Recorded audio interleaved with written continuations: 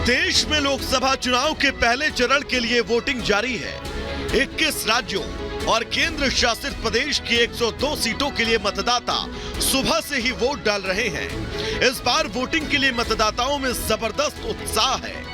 बुजुर्ग, नौजवान, महिलाएं, हर वर्ग के वोटर्स लोकतंत्र के इस महापर्व में अपनी भागीदारी निभाने के लिए पहुंच रहे हैं। लेकिन इस बार सबसे ज्यादा उत्साह युवा वोटर्स में देखने को मिल रहा है। सरकार तो मोदी जी, हम तो मोदी जी के भक्त हैं।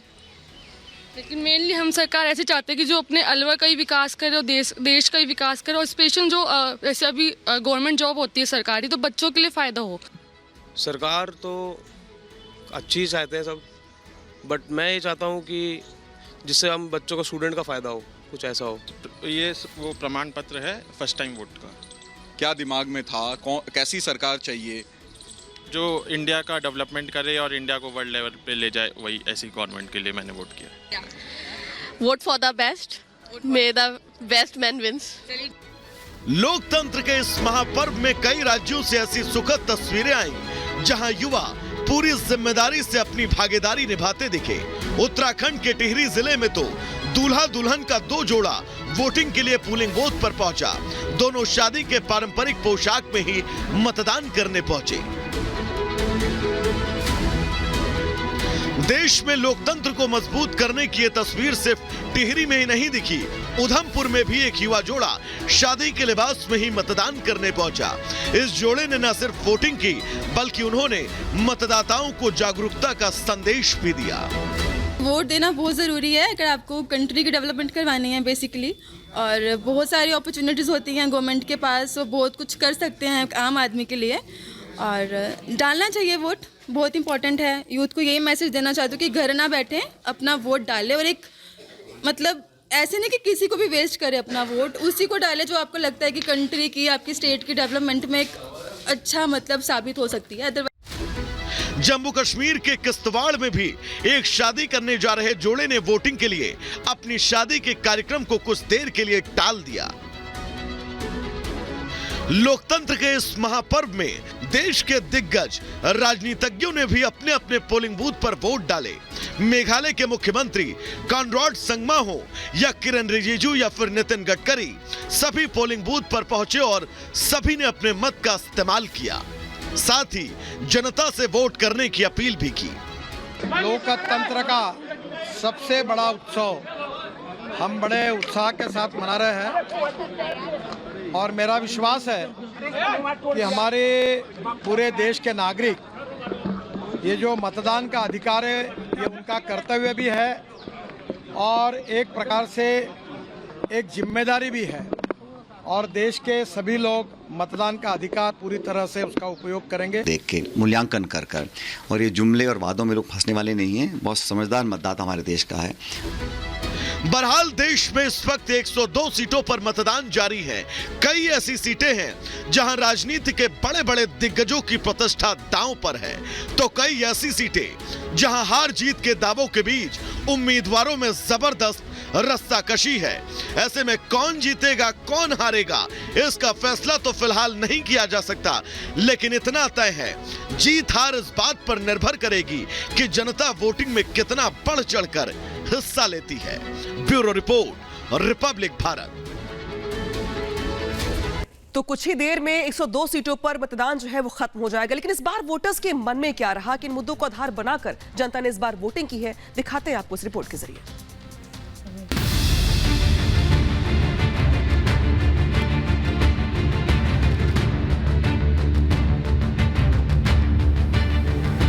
पहले चरण का मतदान, जनता ने की मन की बात। गर्मी में भी वोटर्स का जोश। किन मुद्दों पर पब्लिक ने दिया जनादेश। लोकसभा चुनावों के पहले चरण की जिन सीटों पर वोटिंग हुई, वहां वोटर्स का जोश हाई दिखा। उत्तर से दक्षिण तक, आम से लेकर खास तक, लोकतंत्र के महापर्व में शामिल होने के लिए लोग सुबह से ही बूथों पर कतार में लगे हुए थे। उत्तराखंड से लेकर राजस्थान तक और यूपी से लेकर बंगाल तक सुबह से ही लोग घरों से निकले और अपने पसंद के उम्मीदवारों को वोट दिया। कहते हैं कि मतदान केंद्र की कतार में खड़े हुए मतदाता का मन भी ईवीएम मशीन तक पहुंचते पहुंचते बदल जाता है। मतलब जनता किस मुद्दे पर अपना वोट करेगी, ये जानना बेहद कठिन है। हमारी टीम भी इन मतदाताओं का मूड जानने के लिए ग्राउंड जीरो पर उतरी थी। इस दौरान अलग अलग लोगों ने अपने मन की बात हमारे साथ साझा की। स्वस्थ भारत और समृद्ध भारत और विकसित भारत, ये एक गारंटी है। लेकिन विरोधी तो कह रहे हैं कि मोदी आ गए तो मोदी संविधान बदल देंगे। अगर विरोध नहीं करेंगे तो उनकी राजनीति कैसे चलेगी? वो तो राजनीति करनी है, उन्हें भी तो वो करना है कुछ। सर आप किस विरोध तो करना उनका कर्तव्य है, विरोध तो करना है, करते रहो, करते रहने क्या है। और जिस फल पे जिस वृक्ष पे बहुत फल लगते हैं, पत्थर उसी को लगते हैं, किसी खाली वृक्ष को पत्थर नहीं लगते। कि जिन लोगों ने काम किया है, काम करेंगे और जिनके पास भारत को विश्व महाशक्ति बनाने का एजेंडा है, 25 साल का रोड प्लान है। ये विरोधी कह रहे चुनाव आखिरी है, फिर नहीं होगा चुनाव। सर विरोध का काम विरोध करना होता है। ये रामायण में भी हुआ, महाभारत में भी हुआ और वर्तमान में भी हो रहा है। लेकिन जीत हमेशा सत्य की हुई, आज भी हो रही है, पहले भी हुई है और भविष्य में भी होगी। 370 धारा खत्म होगी है पंडित। तो ये खड़गे साहब एक दिन बोले कि ये 370 से यूपी वालों को क्या मतलब? मोदी जी जब जम्मू कश्मीर जाए तब 370 तो मतलब है, देश का मतलब समझो, देश का है, कोई यूपी से मतलब थोड़ा ही है। देश का सत्यानाश हो जाएगा अगर पार्टी ना बनी तो। ये ऐसा क्यों? मतलब सामुदायिक मामला पैदा हो रहा, कोई कुछ कह रहा, कोई कुछ कह रहा, राशन खा रहे, रोड देते नहीं। कुछ मतदाताओं के लिए स्थानीय मुद्दे अहम थे, तो कुछ ने राष्ट्रीय महत्व के मुद्दों को अपने मतदान का आधार बनाया है।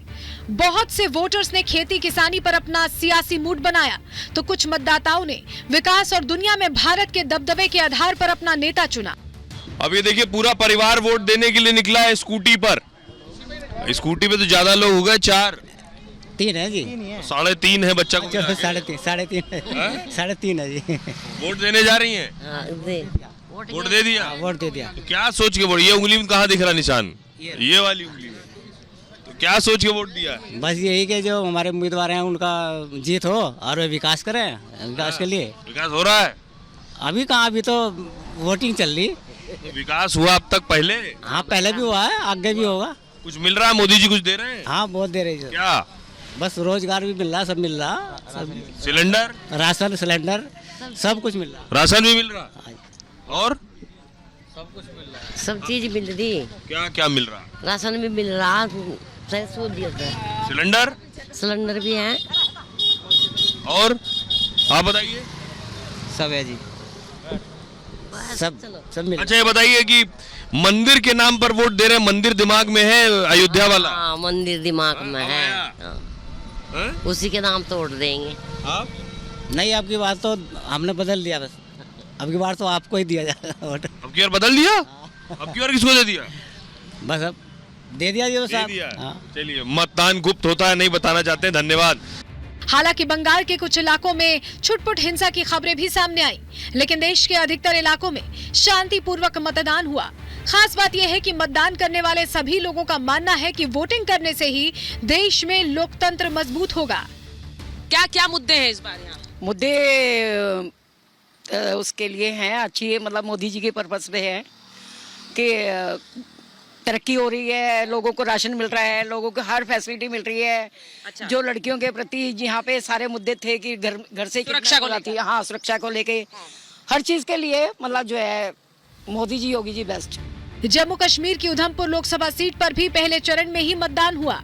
आपको बता दें कि अनुच्छेद 370 हटने के बाद राज्य में पहला आम चुनाव है। 370 हटने के बाद लोकसभा सीटों का भी नए तरीके से परिसीमन हुआ है।